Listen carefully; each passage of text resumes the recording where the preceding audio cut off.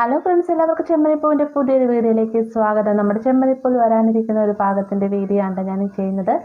അങ്ങനെ നമ്മുടെ ചെമ്മരിപ്പൂവിലേക്ക് ഇതേ പുതിയൊരു അതിഥി കൂടി വരികയാണ്. അതാണെന്നുള്ളതിൻ്റെ ഡീറ്റെയിൽ ആയിട്ട് വീഡിയോ ആണ് ഞാൻ ഇടുന്നത്.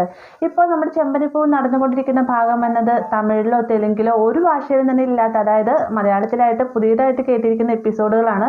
അതുകൊണ്ട് തന്നെ നമ്മുടെ രേവതിക്ക് എന്ത് സംഭവിക്കാൻ പോകുന്നുവെന്ന്, അല്ലെങ്കിൽ രേവതിനെ ആക്സിഡൻറ്റിൽ പെടുത്തിയത് ആരാണെന്ന് ഒന്നും തന്നെ നമുക്ക് മുൻകൂട്ടി പറയാനും സാധിക്കില്ല കേട്ടോ. എന്നിരുന്നാലും എൻ്റെ ഒരു ചെറിയ ഡൗട്ട് ചെയ്യുന്നത് ആൻ്റണിയാണ്. കാരണം ആൻ്റണിക്കാണ് നമ്മുടെ സച്ചിയോട് വളരെയധികം ദേഷ്യവും. മാത്രമല്ല ആൻ്റണി പറയുന്നുണ്ട് സച്ചിക്ക് വേദനിക്കണമെന്നാണ് ഈ രേവതിക്ക് കൊട്ടിയാൽ മതിയെന്ന് പറയുകയും, മാത്രമല്ല ഈ ഒരു ആക്സിഡൻറ്റ് നടക്കുന്നത് നമ്മുടെ സച്ചിയോടുള്ള ദേഷ്യത്തോട് കൂടിയിട്ട് ആൻ്റണി തിരികെ പോകുന്ന സമയത്തുമാണ്. ഗജാനന്ദനല്ല എന്നുള്ള കാര്യം നമുക്ക് പൂർണ്ണമായിട്ടും വിശ്വസിക്കാം. കാരണം സച്ചിയുടെ കാരണം 2 കിട്ടിയപ്പോൾ തന്നെ ഗജാനന്ദൻ സത്യാവസ്ഥകളെല്ലാം തന്നെ തുറന്നു പറഞ്ഞല്ലേ. ഇതേ രീതിയിൽ തന്നെയായിരുന്നു ശ്രുതിയും നമ്മുടെ രേവതിനെ ആക്സിഡൻറ്റിൽ പെടുത്തണമെന്നൊക്കെ ആഗ്രഹം ഉണ്ടായിരുന്നെങ്കിലും മീര ഈ ഒരു സംഭവം പറയുന്ന സമയത്ത് ഇത് കേൾക്കുമ്പോഴത്തേക്കും ശ്രുതിയും എത്തിപ്പോകുന്നുണ്ടല്ലോ. അതിൽ നിന്നും മനസ്സിലാക്കാൻ ശ്രുതിയുമല്ല ഇതിന്റെ പിന്നീട് ബാക്കിയുള്ള വ്യക്തി എന്നത് ആന്റണി ആയതുകൊണ്ട് തന്നെ ആന്റണി തന്നെ ആവാനാണ് 90% സാധ്യത. അപ്പൊ അതെന്താണെന്ന് നമുക്ക് കാത്തിരുന്ന് കാണാം.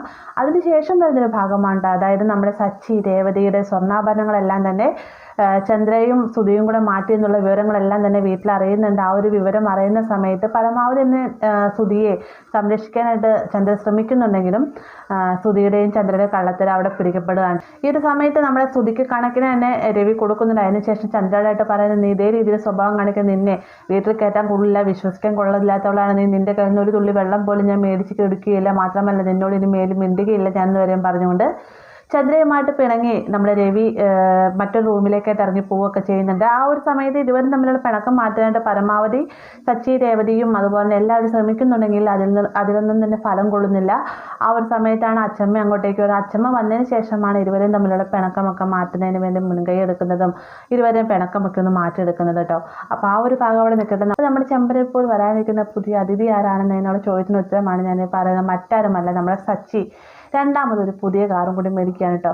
അതായത് സച്ചി രേവതിയും കൂടി ഇവർക്ക് വേണ്ടിയുള്ള റൂം കെട്ടുവാനായിട്ടൊക്കെ ഒരു തീരുമാനം എടുക്കുന്നുണ്ടല്ലോ. അതിൻ്റെ ഭാഗമായിട്ട് കുറച്ച് പണം സ്വരൂപിക്കുകയും, മാത്രമല്ല സച്ചി ഇഷ്ടിക, അതുപോലെ തന്നെ രേവതി സിമൻറ്റ്, അങ്ങനെ കുറച്ച് സാധനങ്ങളൊക്കെ ആയിട്ട് സൂക്ഷിച്ച് വെക്കുന്നുണ്ടല്ലേ.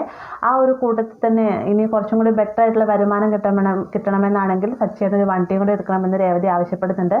അങ്ങനെ രേവതിയുടെ നിർബന്ധപ്രകാരം തന്നെ സച്ചി പുതിയൊരു വണ്ടി എടുക്കുകയും വീട്ടിലേക്ക് കൊണ്ടുവരിക. ഈ ഒരു കാഴ്ച കാണുന്ന സമയത്ത് അച്ചമ്മയ്ക്കും ദേവിക്കും ഭയങ്കര സന്തോഷമാവുന്നുണ്ട്. എന്നാൽ ചന്ദ്രയ്ക്ക് തീരെ പിടിക്കുന്നില്ല.